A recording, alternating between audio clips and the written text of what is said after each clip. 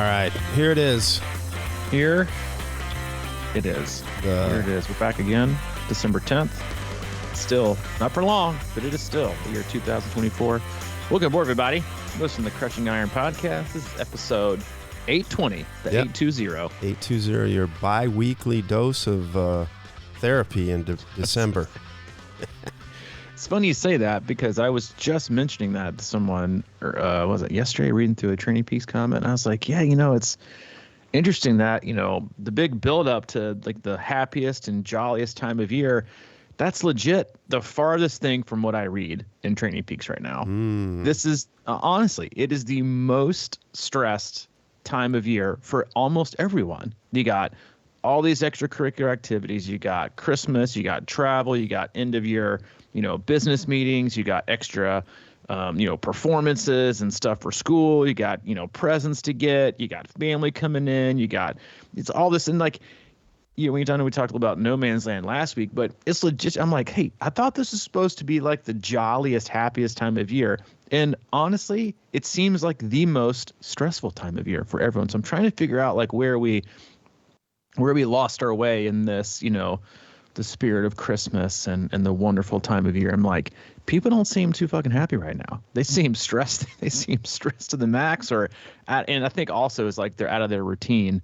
Because again, like you got kids out of school for Thanksgiving, and you got a little bit of back, then you got out of school again, and then you got all these things going on. And that's what I was like mentioning, and I don't know if it can be a topic today or not, but I was telling an athlete yesterday, I said, listen, this is, right now, yeah, you can think about, training, you can think about next year, because, you got next year's around the corner, and you got races, and people are trying to plan their events, plan their calendar, how I want things to look, what am I going to do, what am I not going to do, am I going to go back to this race and do this? And I was like, listen, right now, the best thing you can do for yourself is just straight up being active, and doing something for yourself, and just generally moving your body. It doesn't matter if it's for 15 minutes or for 45, because yeah, we get stuck in that perpetual, like, I'll wait till Monday, or I'll do it next week.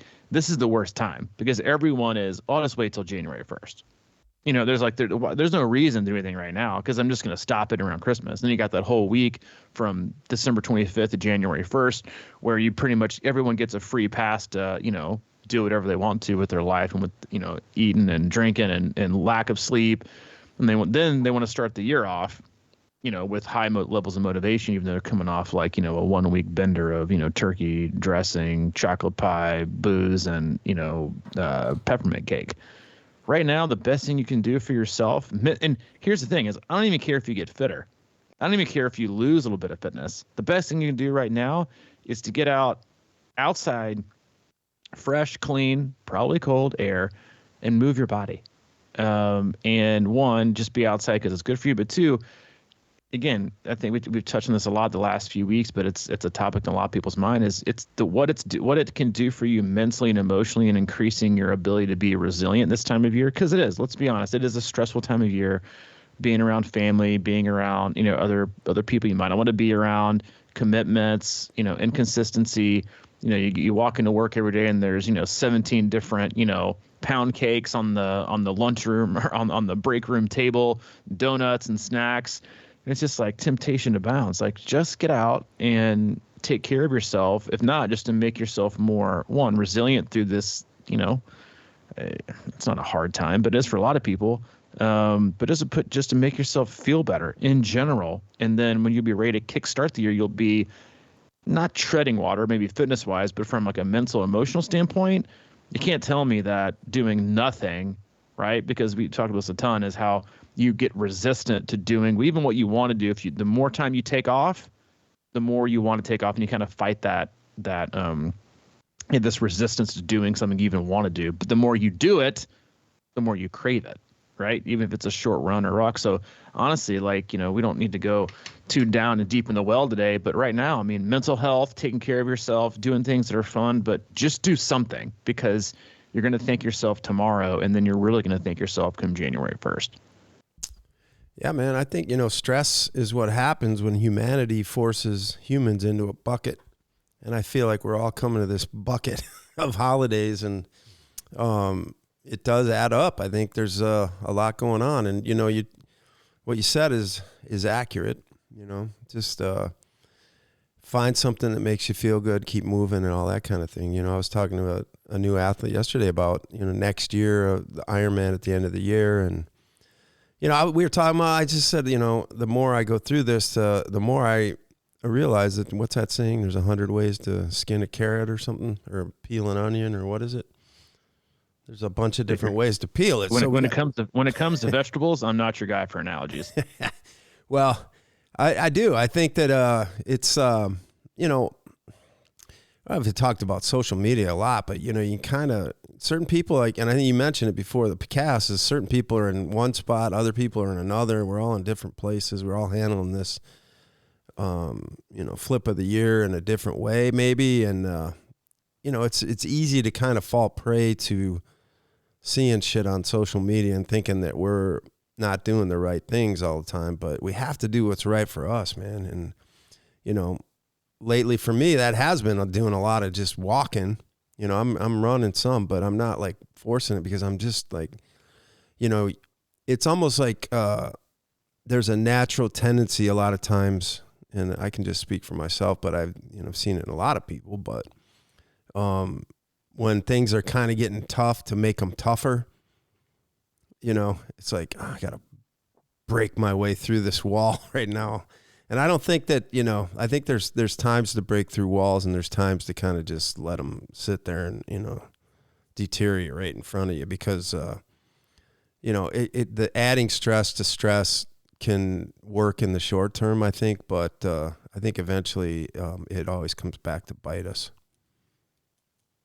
I mean, it comes back. I mean, I love what you said there. We talk so much about, you know, stress is stress. And we also talk a lot about, and have a ton of podcasts, you know, talking about how, you know, the way that we race and the way that we train, every time you start, right, it's all about energy expenditure and how efficient you're going to be. Well, managing stress, right? So if stress is and it is, like, for age group athletes, for professional athletes, for any athlete, psychological, mental, emotional, physical stress has the greatest impact on your ability to do something or not do something, and do it well, or recover well, or execute well, or be able to hit the right intensity, or have to scale it back, or feel really good and be able to push it up. So why wouldn't you do everything, right? We're talking about low-hanging fruit, and things just generally make you feel good. Why wouldn't you do everything that you can to decrease your level of stress in your life, right? And of course, can you avoid stress? You can't, right? Because stress comes at you in all different forms, from every different angle, every single day, whether it's, you know, bills you forgot about, having to go to the DMV to renew a driver's license, to, you know, stressing out because you got a gift coming in the mail and you're not sure if it's going to make it for Christmas on time, and it's going to ruin little Tommy's Christmas. He's never going to, you know, forgive Santa, to, you know, family coming in town and their arrangements, and then putting up with your in-laws for a certain period of time, and then not feeling on a routine, having deadlines for work, kids are in school, who's going to watch them?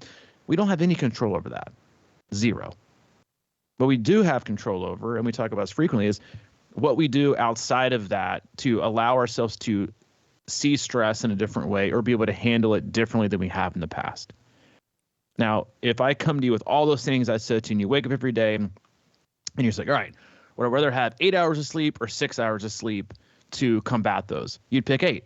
But I'd rather, you know, spend my first 45 minutes of my day, you know, down in 3 cups of espresso and scrolling through TikTok? Or would I rather go outside and do a 45-minute run? It takes time to myself. I allow myself to clear my thought, boost my energy levels, boost my mood, does good things for me aerobically, and will enhance the ability and probability of me sleeping better the next day. What's going to be big? The run. Right. So we have, you know, same thing goes for like food choices. Like if you're going out to dinner, I'm going to a Mexican restaurant, you know, should I have 6 margaritas and 14 enchiladas? Or should I maybe have, like, you know, maybe 1 margarita and some water and some fajitas, and, you know, slow down on the 17 basket chips? Probably that, right? You'll sleep better. So when you wake up the next day, or you start your day, we have total 100% control over that. It's just a decision. Right? It is 100% a decision. And so when you think about the ways, and again, because like all those stressful moments each and every day, whether they're predictable or non-predictable, right? Because the most stressful parts of our day are the unpredictable parts, right? Everything's going smooth. Then you get that email from your boss, or you get that email or call from school to come pick up your kid, or your dog gets sick, or whatever. There's a million different things that come at us. Predicting them is one thing, right? Oh, I know what I got tomorrow. I've got this meeting. I got control. We all know we don't have control. It's always the ones that kind of pop up that really derail us. But if you are doing everything that you can, right, eating right, sleeping right, fueling right, treating your body right, like, taking time for yourself, when those things pop up, when those stressors occur, the predictable and the unpredictable ones, you are in a better mindset to handle them differently. Mood's going to be different, right? Fatigue level is going to be different. Energy level is going to be different. Overall emotional state's going to be different. So if you take those polar opposite, examples that I gave of each specific scenario, and you nail all three of them, you're getting lots of, getting your sleep, you're making good food choices, you're taking time for yourself to train. You take that person, it's the other person who, went to town on their margaritas, or the person who got 4 hours of sleep, or the person who decided to start their day off, staring at a screen on social media. And you don't take those two people and you want to say, hey, which one of those two people is going to be in the best spot for the predictable and the unpredictable today?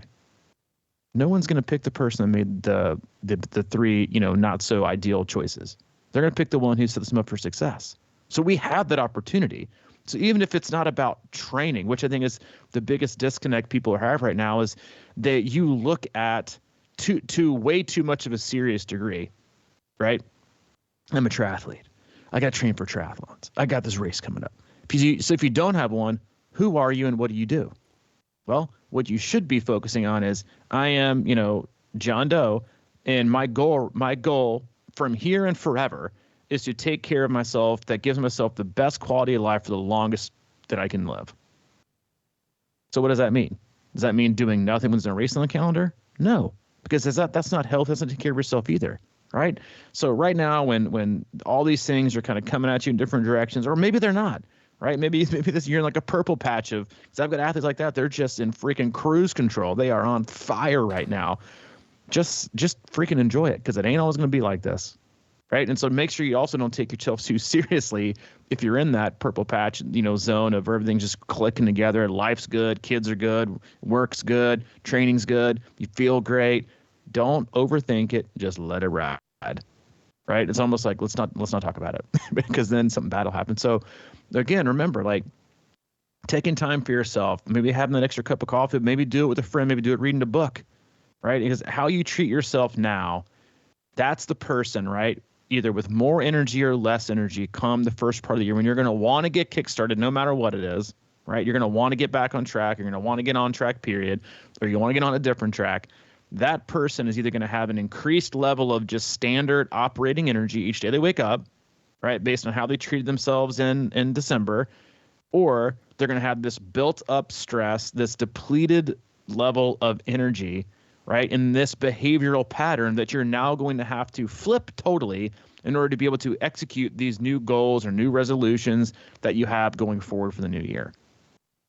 Again, like, this isn't a hack. This isn't life altering. This isn't some news. This is just like straight up common sense that everyone has access to. It just comes down to the choice you want to make or the choice you don't want to make.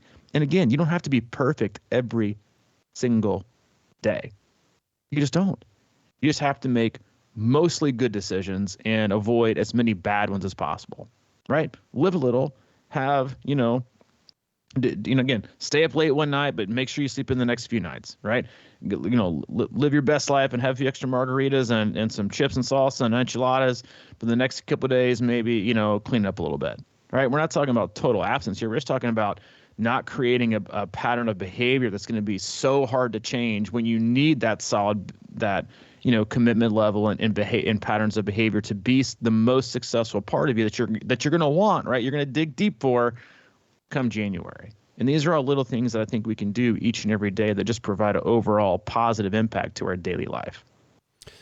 Yeah. I mean, you had mentioned it in there, and I wanted to call the podcast this, Don't Take Yourself Too Seriously, because to me, that's the sort of the incubator for stress, is that we get really serious about everything. It's sort of like, oh, I missed 3 days of workouts, so I'm a bad person. I went out, like you said, and had margaritas and did this, and it's like, oh, the guilt that kind of just pours into your body the next day. I'm a screw up, whatever. You know, you mentioned also the driver's licensing. It's just funny because I have that right now. I got the renewal for my plates in the mail, and I put it in a stack of shit. And of course, I found it the other day, and I'm behind now. So I'm like, oh man, where's my head goes on this? I'm going to be driving down the road. Because one other time I was driving to get my plate renewed, and the cop pulled me over. I'm like, dude, I got the thing right here. He goes, well, I don't know if, you know, it's like, you know, you kind of go into this thing, right? Like, oh shit, I forgot to do that. Now the FBI is going to be after me and see, they're going to lock me. I'm going to be like, you know, it's like, I feel like this construct. Now I was talking about it earlier. Humanity forces us humans into a box and creates stress. And there's all these guidelines, and everybody, you know, is trying to live perfectly, but we're all just humans, man. We screw up all the time.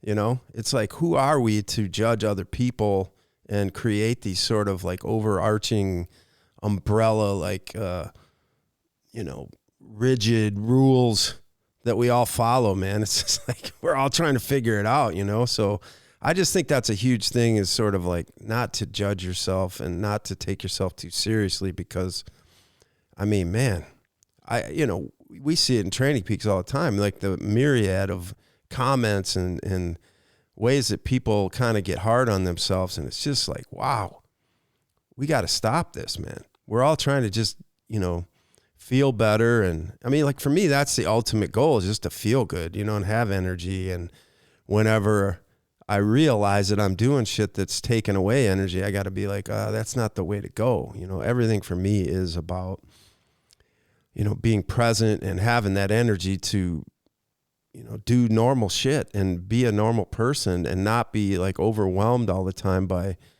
just because I got to go to the driver's station today. And then they make it, you know, you go in there and I don't know, it's almost like they design these, you know, this impression that you get like of the old Eastern Soviet bloc. It's sort of like, here's the DMV. We'll just model that after like some, you know, prison or some shit. You go in there and it's just so unpleasant. But I mean, like, I'm kind of laughing about it right now, because it is so weird that these poor people that work there, I feel for them, because I feel like, you know, this is one of those things that I do not look forward to. I don't think anybody does. And I'm trying to figure out, why on earth does this have to be such a weird thing in our lives? You know, there's a lot of things like that we got to do, that it's sort of like, what have we created here?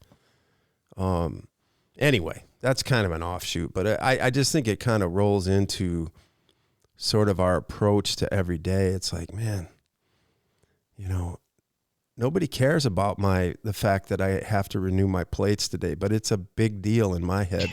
You know what I mean? Nobody gives a shit. It's like, I'm telling you now, and you're like, why are you stressing, dude? And I'm like, well, because it's on me.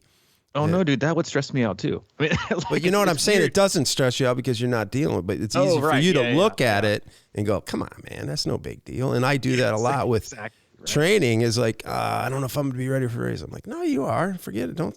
Yeah, but I blew this workout. I'm like, that doesn't matter. Yeah. Who cares?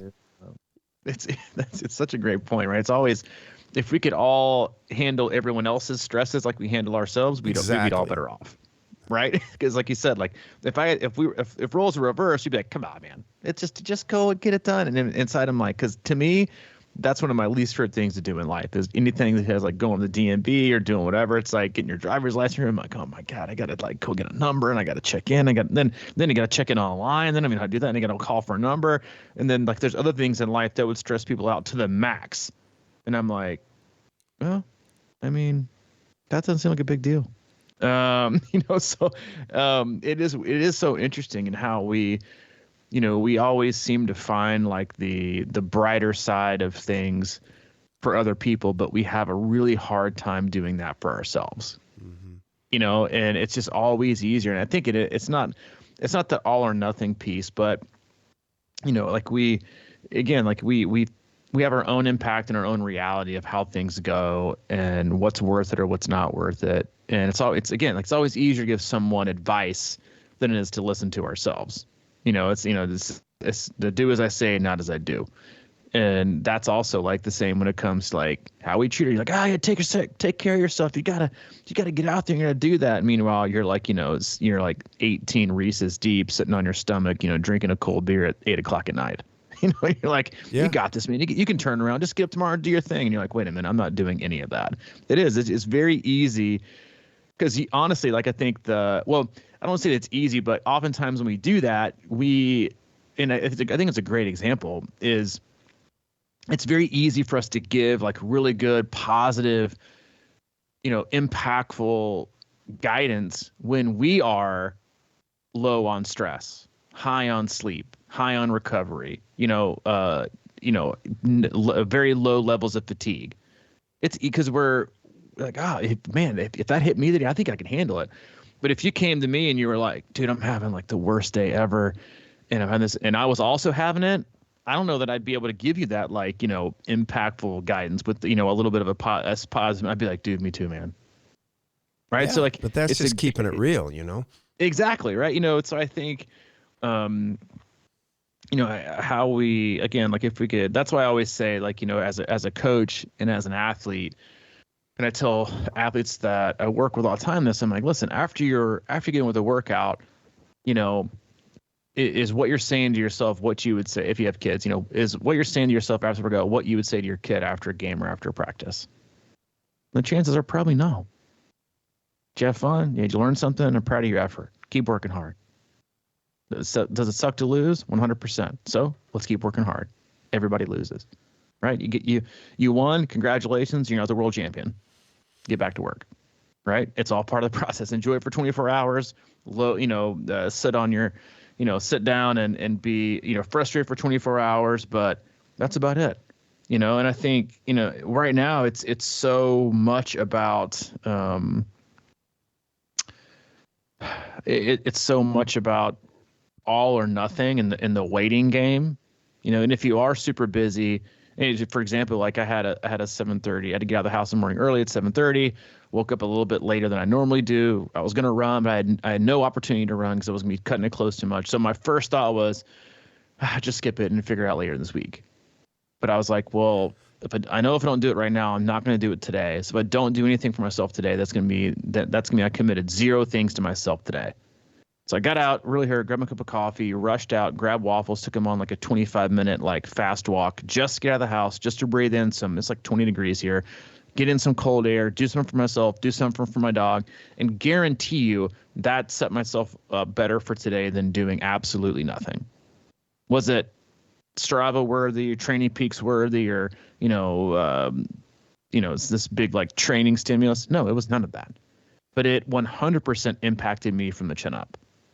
Felt better when I got back. Loved breathing in the cold air. Didn't even have any music. It was a little frustrating at times because waffles wanted to stop and sniff every single tree stump, but that's fine. That's what dogs do.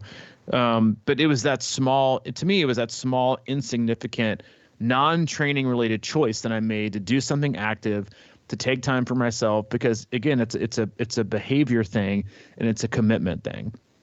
I could have easily, in the dark, whipped up my laptop, worked on Training Peaks, and had a cup of coffee, and probably had an extra cup of coffee, and then be in a good space for the day, but probably drain my battery, right, a lot earlier throughout the day, and getting less done because I get tired, I get more mentally fatigued because I'm not starting the day with the higher energy cost and a higher ability to be resilient to stress, because I didn't do anything for myself when I woke up. I went straight to my reserves and started to make withdrawals. So, whether you're an early morning person or a late morning or a late evening person, always make sure you're not just taking withdrawals out each day. Make deposits, right? Because again, that's all our life is: deposits and withdrawals. That's it. From the stuff that we eat, from how we sleep, to the activity we do or don't do, to the food we eat or don't eat, to hydrating, to what we consume on, with social media, on TV or screen time. It's all about withdrawals and deposits. And so at the end of the day, if you're continuously coming out in the red, then the next day you're starting out more in the red. There's only so much sleep that can get you back to close to being in the black and being energy profitable. So do those things for yourself. Again, this isn't, we don't, it's not this like this rocket science thing that we're bringing to the table here today. But it is, I think, impactful when we start to talk about, people's mental and emotional health, but they're also like, it increases your bandwidth to deal. And that just sets you up for success, period. You don't need a race for that. You don't need an event for that. You don't need a training plan or a specific block for that. You just need to be focused on taking care of yourself. And when you do that, better decisions are made, better plans are made, and you're in a better spot when things do clear up and it's time to be a lot more focused, and you have the bandwidth to do it, and you'll be able to do it in a much better way than before. Yeah, that's all great. I think deposits and withdrawals, and we talk about December rules, and if there's one thing, because I think that I'm a big believer in nature and in the seasons and the shifts and everything that we do, and I just think that this is we talk about December rules. When did you introduce that? Like 5 years ago or 6 or something? Or? Yeah, something like 4 or 5 years ago. Yeah. So, but it's like I feel like it's really sinking in, because there's a lot of times I'll go into Training Peaks and people are just really kind of taking it seriously, and I really get excited sometimes when I see Coach, I was just worn out today. I took the day off, or I just went for a little walk or something like that, because I just think that that's really kind of being actualized in your own brain a little bit, where you can, really be in tune with how you feel, that deposit withdrawal thing. And that, certain days, we've all done it, it's like you take a day, like I took a day off yesterday and it was kind of,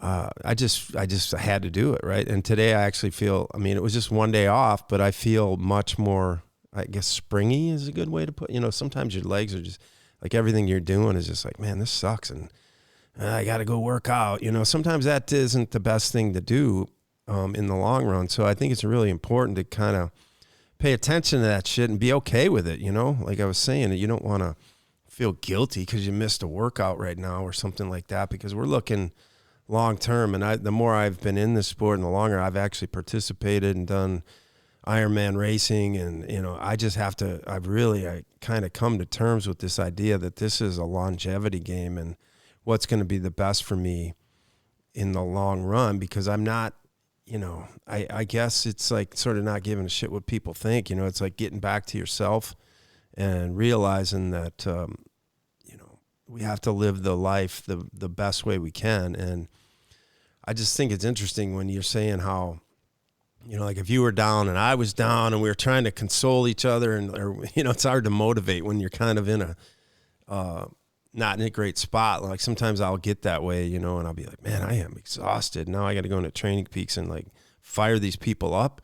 It's just not happening, So some days you need to take a break from stuff like that too. And, one of the things I've been getting, I have been writing a lot, and that's one of the things that sort of like clears my head in the morning. So I get up but I don't have I've really kind of committed to not having an agenda with it. Right.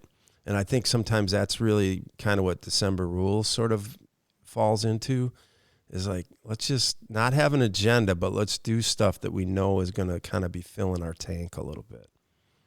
And that's what sort of morning writing does for me. It was always was it the Artist's Way or whatever, the morning pages. And I used to get into that big time, where you'd get up and just kind of write right away, freehand, 3 pages.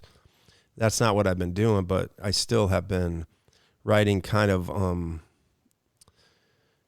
unencumbered in a way that I don't have. There's no goal or anything like that, but the goal is just to kind of be there and just let stuff come out and take what it gives you. That's the thing too. A lot of times is like you go out and you're like, I'm just going for a walk, and you're like, okay, maybe later in the day they kind of gave you the energy you need, and maybe you do feel like going for a run or getting on the bike a little bit or splashing in the pool.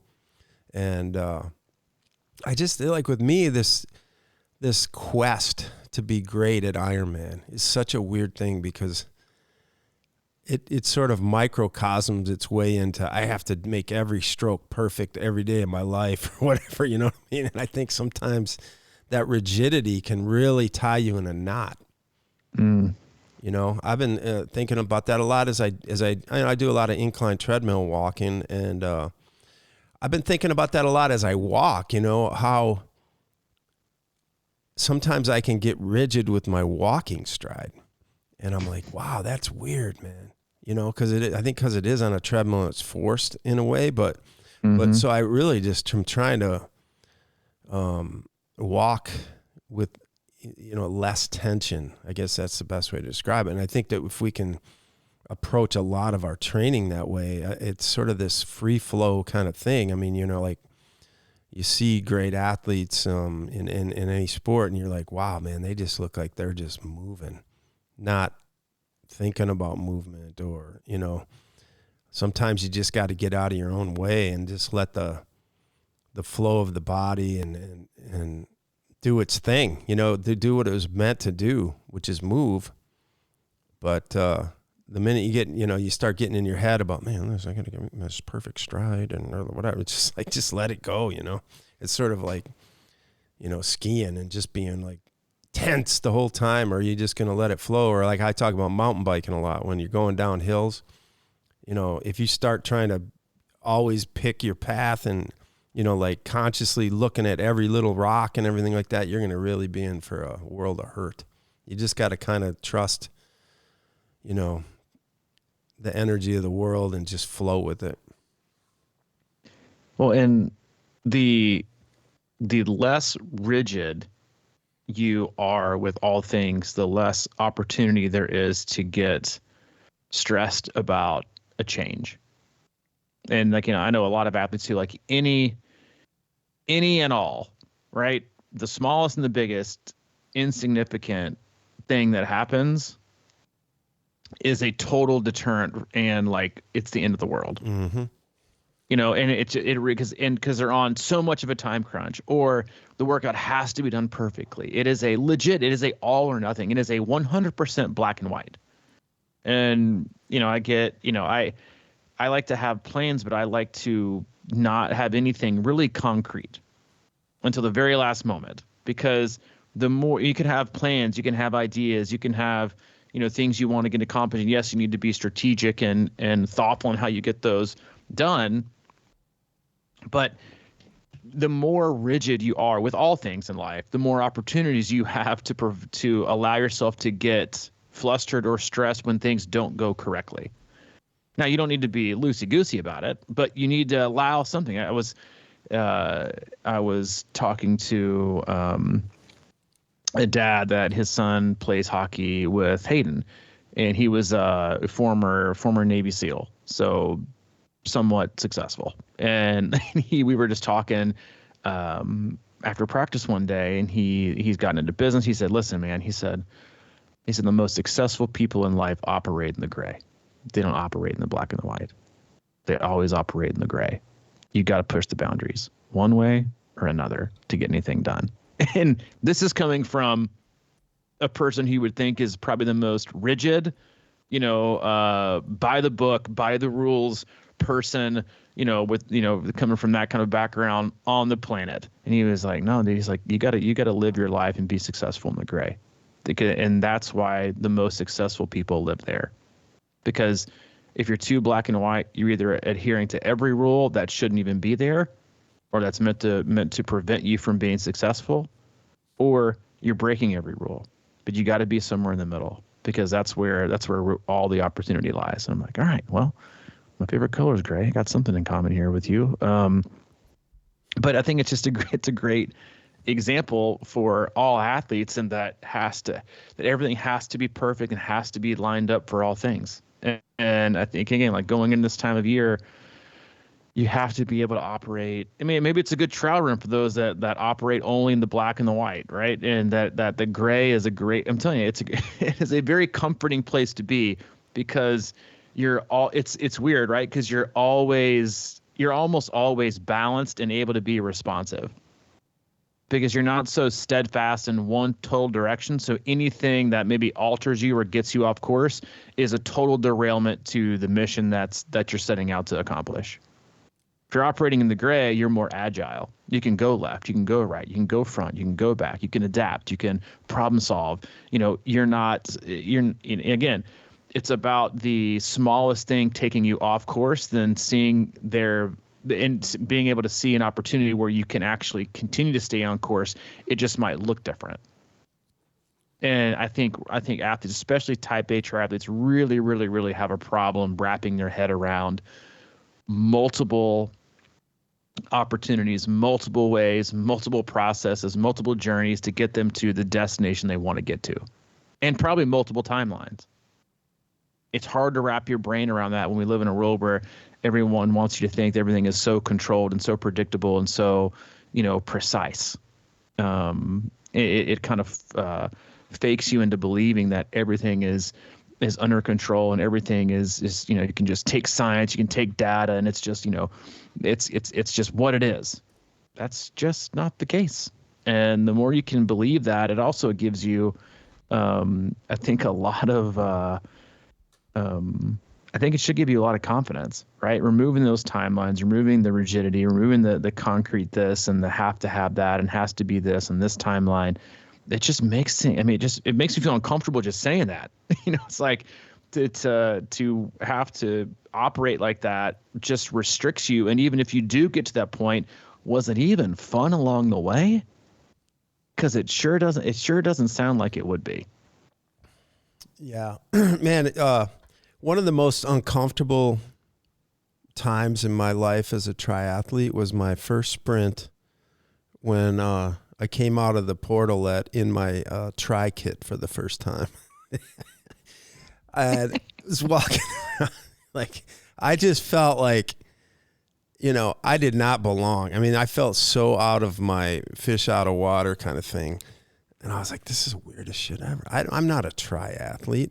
And I think a lot of times that becomes our quest, is to really believe that we are. You can break it down too. It's like you go to a, swim workout and you're at the pool and there's always some guy or girl in the lane next to us and you're like, geez, they're just swimming laps around us, right?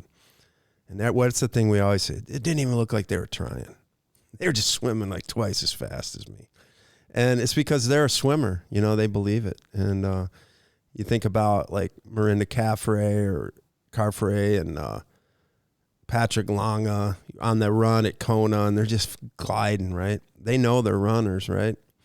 I mean, it's just part of them. And I think that a lot of times that is a big part of this challenge, is we're all kind of fish out of water a little bit, in the sense that we get into triathlon and it takes a while, right? Like, it took me a long time to be at terms with walking out in spandex into a crowd of people. But there's something to be said about like believing that you're a swimmer, you're a runner, you're a cyclist, and really, like you're saying, I mean, you're operating in the gray. It's like, you got to believe. It's like, what are you good at? What are you really good at? So take that. It's like, when you're doing, you're, writing a report, or you're handling a spreadsheet, or you're doing whatever you're, quote unquote meant to be, you're comfortable with that. You're confident in that. And I think that's a big part of triathlon, is really getting to the point where we're real comfortable and confident in what we're doing and able to flow with that. It's like, we talk about swimming and, you've said it a million times, like all the great swimmers, their strokes are all a little bit different or whatever. Run strides are different. People do things differently and they're still good at it. So like, we're always trying to perfect our stroke. And I think that has to be a perfected stroke for you. It's going to be the best you can do with what you got. You can't be Michael Phelps or Katie Ledecky with your swim stroke. I mean, to emulate that is kind of silly. So there's always that gray area, right? I think that's fascinating because, Lionel Sanders, his run, I mean, it's fast, one of the fastest runners out there probably, but like you watch his stride and you're like, man, I don't know if that's what I want to emulate, so you got to right. Create your own thing, you got to float around in that gray a little bit and figure out what works for you. But I think ultimately it's like one of the biggest quests of the sport is to actually feeling like you belong, you know, and being comfortable in your skin out there or your spandex or your whatever. Dude, I mean, I'm glad you're in that space because I don't know that I've ever, no matter what shape I've ever been in, I'm not sure I've ever stepped out and been like, man, I look fucking solid in this tri-kit today. Yeah, I've never in my life, just like I've never seen anybody look sexy in a swim cap, you know, or coming out of the water after the first swim. It's like, there's nothing about it that screams, man, like I'm looking like really solid today in this outfit. I love it. You know what I'm gonna do? I'm gonna put on this freaking ridiculous looking helmet too with a visor and hop on this bike that also looks weird. And then I'm going to put on these shoes that have like a stack higher than stilettos. I'm going to run in these now too. Like nothing we do, nothing we wear screams like we've got our shit together. This looks clean and solid, and I am powerful. It looks all like the total opposite. So it is funny, like how rigid and specific and like so many of us get caught up in the, in these minor details that make up nothing of the majority of what we should be worried about. And so as you like go into this next year and you go into like this time of year, right? It's like, this is, like this should be your GPP, your general preparation phase for preparing for next year, right? Is living a little bit more in the gray, being more flexible and listening to your body, like educating yourself on things that aren't, so black and white, and then not just copy and pasting what you read or what you see or what you hear. Like you said about the swim stroke thing, that we all have different swim strokes. They're like, just like fingerprints, snowflakes. They all look different. They all are different. They all should be treated different. And I think it's a lot easier for people to want to put themselves in someone else's box than to recognize and nourish and focus on their own block, or their own self, and in their own specific box of like who they are. Like, because I operate in my training and the way I live my life shouldn't be everyone's. Same with yours. Same with swim stroke. Same with bike training. But it's a lot easier, right, to just take ourselves and put ourselves in a certain camp or a certain belief system or a certain religion or a certain political affiliation, because it's a lot more comfortable. Because other people there, I don't have to read that far. I can just be in there and be that. That's who I am. That's what I got. That's how I train. That's who I am. That's what I do. That's what I believe. Now, don't ask me any questions about it, because I can't answer any, because I haven't done my research. I don't even know why I believe it, but it's a lot more comfortable to be in that than it is my own.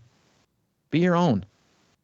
Be your fucking own. That's like my biggest pet peeves these days, is that everyone has an affiliation, but no one has a true conviction.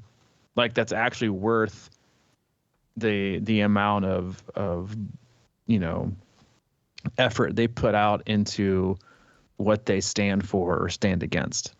It's no one has, like, but very few can go past like the first to the second to the third to the fourth to the fifth piece of what it is. It's a lot easier to be in a camp than it is to, or to just say, like, as a conversation we've had with Hayden recently, is like, what? It's also three very powerful words are, I don't know.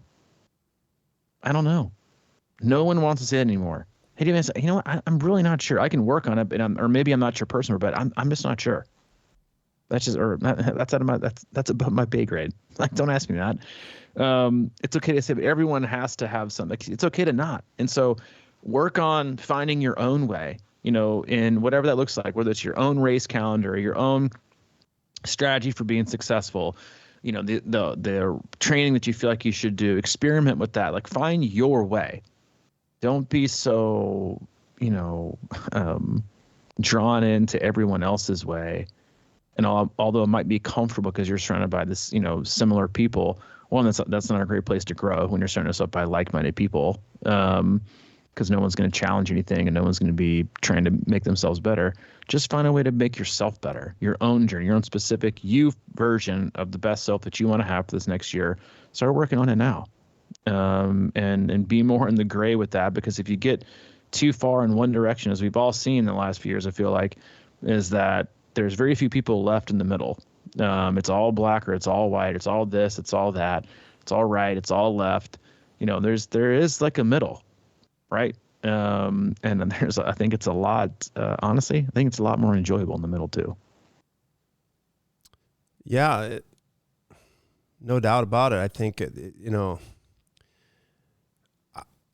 I always talk about like, I'd like to talk with my athletes and when they're doing Ironman and how, when you get to that second loop of the run and your pain is through the roof and you're really questioning your decision to be there and the whole 9 yards, and like how I like to tell them to kind of laugh at the absurdity of it because it's like, it comes back to this not taking yourself too seriously, because it's like, who in the hell, why in the hell, this is just such a weird thing to do. And it's kind of crazy, but it is sort of like, you're just trying to find your way. Right. And, I like that find your own way, because this is what it's all about. Right. It's like figuring out what's going on in your own life and pressing things to the limit sometimes, and, just seeing what's out there, and it's all about feeling comfortable in your own skin and really nourishing, like you said, your own box. And I just think these kind of things are so important, but it's also really important to say, like you said, I don't know, it's just, you're kind of in a process, a journey, and trying to figure this shit out and create your own, carve out your own methods or your own procedure, and just kind of get to the bottom of what's going on. And it's just it's a wild process sometimes, but taking yourself so seriously can really, I think, kind of get in the way of that. Mm-hmm. It's like, just to kind of, it is what it is, It's kind of like wherever you go, there you are. And just kind of accept that. And I don't know, it just reminded me of like how weird it is. I was thinking about this.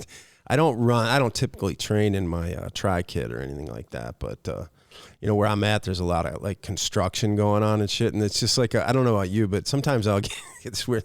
There's like, 8 construction dudes and they're hauling around shit. And I'm out there running around like they're looking at me like, what the fuck are you doing, man? What is this guy doing?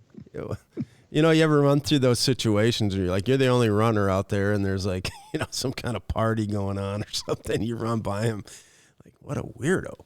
Yeah. I don't know. That's the sport we chose. Yeah. That's the sport. That is the responsibility I have chosen. But no, I think it's it's funny. Like maybe that's the lesson for today. When you start to find yourself too serious, just picture yourself in a tri kit for the first time. Yeah. And that should solve all your problems. It's like if you picture someone naked when you're, trying not to be nervous, you don't want to fight with them, or maybe you do want to fight with them. It's like, do those little things. So when you're looking towards, the remainder of the year and looking towards next year, number one, take care of yourself, and do the small things that allow yourself to take care of yourself better and be in a better position to, have less stress or handle stress better. And then the other thing, obviously, is when you're looking at next year and how you're training and how you want to execute things, everything in pencil with multiple erasers. That is it. No, not in stone, not in permanent marker, not even in pen, right? Just make sure it's in pencil, and you got plenty of erasers, because things will change, and the more open and the more open you are to acknowledging that things are going to change and that they will change, and you'll be okay with that change, the better off your year will be. Yeah. So that's all I got today. That's it. All right, man. As always, we love you guys. We appreciate you. Go to our website, c26triathlon.com. It is our one-stop shop for all things coaching, camps, and community. If you need anything from Mike, he's available. Mike at c26triathlon.com. If you need anything from me specifically, Robbie at c26triathlon.com. All right, man. All right, dude. I'll check you later. See ya. See ya.